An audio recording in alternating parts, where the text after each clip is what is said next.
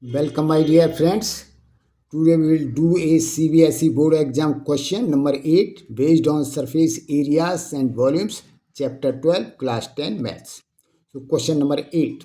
The interior of a building is in the form of a cylinder of diameter 4.3 meter and 3.8 meter height, surmounted by a cone whose vertical angle is a right angle.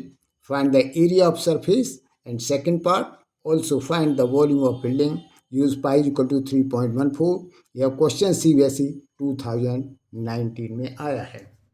अब exam के लिए दिन कम बचे हैं, तो इसलिए हमको smart study करनी है, अर्थात कम समय में ज़्यादा क्वेश्चन करने हैं और इस तरह से करने हैं कि क्वेश्चन का सॉल्यूशन भी पूरी तरह से समझ में आ जाए.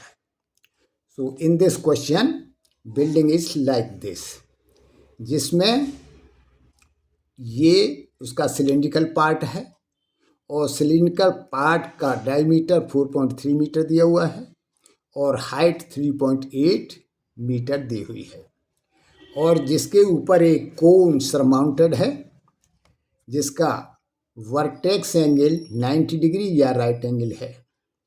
So now we have to find out the surface area of this building and the volume of this building.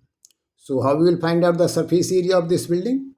We will find the curved surface area of this cylinder and curved surface area of this cone, and then we will add. Then we will get the surface area of this building. And how we will find out the volume of this building? We will find the volume of this cylinder or cylindrical part of the building and this cone. We will find the volume of this cone also, and then we will add, then we will get the volume of this building. But here the height and slant height of the cone is not given. So first we will find out the height and slant height of this cone. So now let us start solution. Given diameter of cylinder is equal to 4.3 meter, its radius is equal to 4.3 upon 2 is equal to 2.15 meter is equal to r.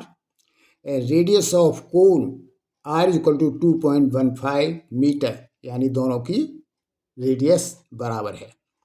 Now height of cylinder h1 is equal to 3.8 meter given. To find height and slant height of cone in triangle EOC, OC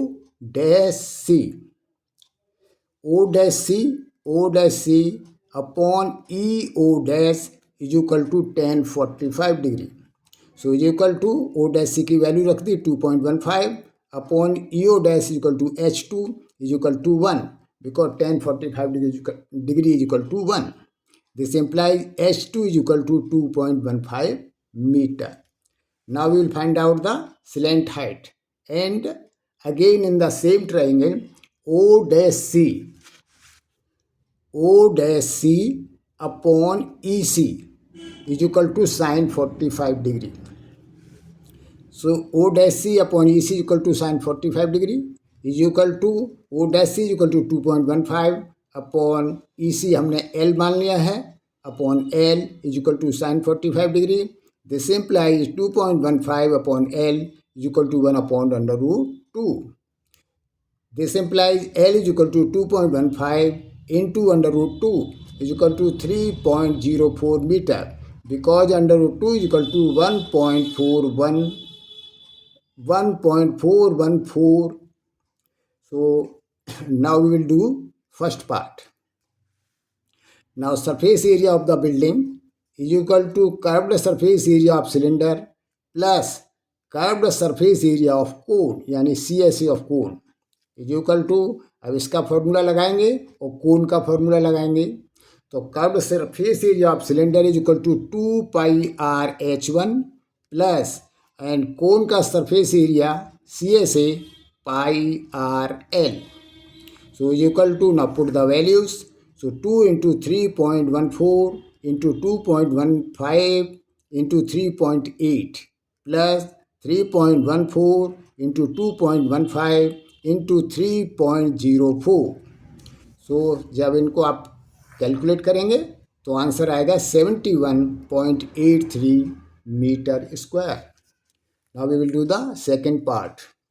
volume of building is equal to volume of cylindrical part plus volume of conical part is equal to. So cylinder का volume निकालने का formula pi r square H1 plus cone का formula volume निकालने का 1/3 पाई R2 H2 is equal to.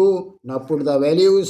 So 3.14 into 2.15 square into 3.8 plus 1/3 into 3.14 into 2.15 square into H is also here 2.15. तो जब इसको पूरा कैलकुलेट करेंगे आंसर आएगा 65.56 मीटर क्यूब. यदि क्वेश्चन को समझने में आपको कोई डाउट हो तो आप कमेंट्स लिखिए, मैं उसका रिप्लाई करूँगा. इसके अतिरिक्त आपके पास कोई क्वेश्चन हो जिसे आप नहीं निकाल पा रहे हैं तो आप कमेंट्स में लिखिए, मैं उसका वीडियो बना के अपलोड कर दूँगा. और आगे वीडियो किस टॉपिक या चैप्टर पर बनाई जाएं आप सजेशन दे सकते हैं. इसी के साथ best of luck. Thank you.